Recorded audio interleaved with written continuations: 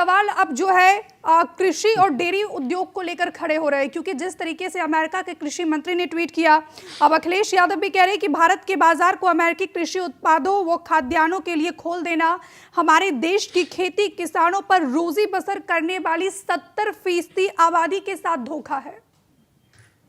देखिए, अभी तक जो हमारे पास इसका सोर्स है वो दो ट्वीट है, एक प्रेसिडेंट ट्रम्प का, एक प्राइम मिनिस्टर का, अपने प्राइम मिनिस्टर का। देखिए, डेयरी तो मेंशन है नहीं, ट्रम्प के भी ट्वीट में डेयरी मेंशन नहीं। एग्रीकल्चर की जहां तक बात है तो देखिए, जीएमओ जो फूड्स जो हैं वो भारत में तो मेंशन नहीं है, लेकिन सर जो अमेरिका के जो कृषि मंत्री हैं उन्होंने तो इसको बकायदा लिखा है। और उन्होंने क्या लिखा है अगर आप कहेंगे तो एक बार मैं पढ़ के सुना दूंगी। वो सर मैं भी अनिल जी पूरा लेके बैठती हूँ। मैं अपनी बात पूरी कर लूं, फिर आप क्वेश्चन करना। ठीक है, इसमें जो कुछ डाउट्स हैं, जो कंफ्यूजन है और जो स्ट्रेट चीज है वो बता रहा हूं आपको। पहली बात यह है कि इसमें प्रेसिडेंट ट्रम्प के ट्वीट में डेयरी मेंशन नहीं है। तो अगर आप वहां के कृषि मंत्री को प्रेसिडेंट ट्रम्प से बड़ा मानती हैं तो फिर जिसकी भी वो समझ है वो ठीक है, उनकी समझ है। जो प्रेसिडेंट ट्रम्प है ऑफिशियल कृषि मंत्री की भी तो सर वहां पर कोई भी तो उनका भी तो कोई वर्चस्व होगा ना, वो ऐसे बेमतलब का ट्वीट थोड़ी करते हैं। कोई भी कृषि मंत्री का वर्चस्व प्रेसिडेंट ट्रम्प से तो नहीं होगा अमेरिका में ज्यादा।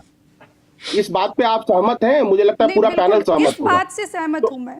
हाँ ठीक है। दूसरी बात यह है कि इसमें जो एग्रीकल्चर प्रोडक्ट्स है, आप रिसर्च सर्च कर लीजिए, भारत में जेनेटिकली मॉडिफाइड जो भी क्रॉप्स हैं वो नहीं आप वो कर सकते, सेल आउट नहीं कर सकते, उसको लगा नहीं सकते, इसलिए चूंकि जो अमेरिका का जो मैक्सिमम क्रॉप है वो जेनेटिकली मॉडिफाइड है, इसलिए वो अगर एग्रीकल्चर मेंशन भी कर रहे हैं तो वो हमारे यहाँ नहीं आएगा बीटी कॉटन के सिवा। दूसरी बात है 2018 में आप जाइए, US India strategic partnership forum, मैंने उसका पूरा डिटेल पढ़ा। 2018 में भी हमने $827 मिलियन का हमने इंपोर्ट किया है अमेरिका से, जो फ्रूट्स है, फ्रेश फ्रूट्स है या ड्राई फ्रूट्स है और लिंटल्स है, वो हमने वहां तब भी इंपोर्ट किया है। तो इसका एग्रीकल्चर में ऐसा नहीं है कि हम अभी उनसे ले नहीं रहे, अभी ले रहे हैं। एक दूसरी बात, अब एक चीज जो देखिए इसकी चर्चा नहीं हुई, एक उन्होंने बोला ट्रम्प ने कि $500 बिलियन का परचेज करेगा इंडिया। ट्राई टू अंडरस्टैंड, जब जापान के साथ फ्री ट्रेड एग्रीमेंट हुआ है तो उसमें $550 बिलियन का इन्वेस्टमेंट का क्लॉज है। आप समझिए, उसमें इन्वेस्टमेंट का क्लॉज जोड़ा गया है, लेकिन इसमें परचेज का जोड़ा गया है और उसमें कोई टाइमलाइन नहीं दिया गया है। जो शशि थरूर जी ने सवाल उठाया कि कैसे हम खरीदेंगे एक ही साल में, लेकिन आप देखिए ट्रम्प के ट्वीट को गंभीरता से पढ़िए, उसमें कोई टाइमलाइन नहीं मेंशन है।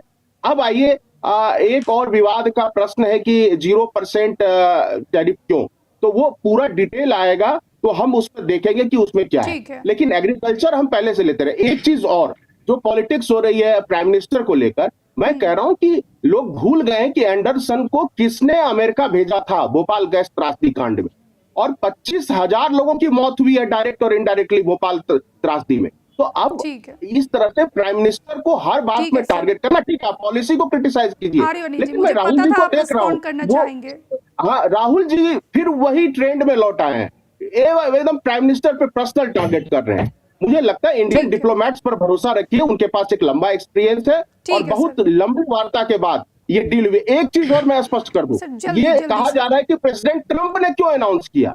भाई ये इंडो यूएस ट्रेड डील है और ट्रम्प ने कुछ अनाउंस किया। सब जानते हैं कि ट्रम्प कैसी बड़ी बड़ी बातें फेंकते हैं।